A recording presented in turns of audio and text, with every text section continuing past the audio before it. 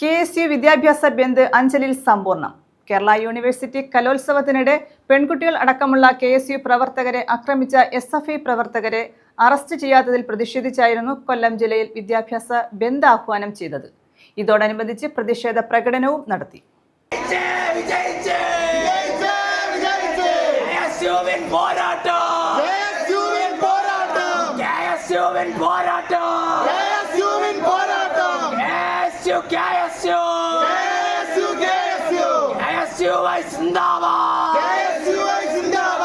Kerala university കലോത്സവത്തിനിടെ പെൺകുട്ടികൾ അടക്കമുള്ള KSU പ്രവർത്തകരെ ആക്രമിച്ച SFI പ്രവർത്തകരെ അറസ്റ്റ് ചെയ്യാത്തതിൽ പ്രതിഷേധിച്ചായിരുന്നു കൊല്ലം ജില്ലയിൽ വിദ്യാഭ്യാസ ബന്ദിന് ആഹ്വാനം ചെയ്തത്.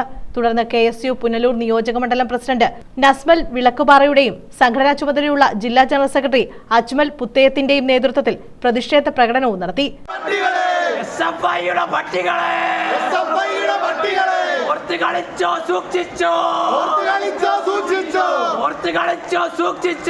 യൂത്ത് കോൺഗ്രസ് സംസ്ഥാന സെക്രട്ടറി തൗഫിക്, യൂത്ത് കോൺഗ്രസ് മണ്ഡലം പ്രസിഡന്റുമാരായ Midhun Joseph George, Bijoy Eroor, Anoop George, Sajin Nasar, Amal Karavaloor, KSU നേതാക്കളായ അൻഷാദ് പുത്തയം, ജിഷ്ണു, ആൽവിൻ, റാഷിദ് കരുകോൺ, അൽത്താഫ്, അഫ്സൽ, യബൽ, അമൽ ചണ്ണപ്പേട്ട, ശ്രീകാന്ത്, അശ്വിൻ എന്നിവർ നേതൃത്വം നൽകി.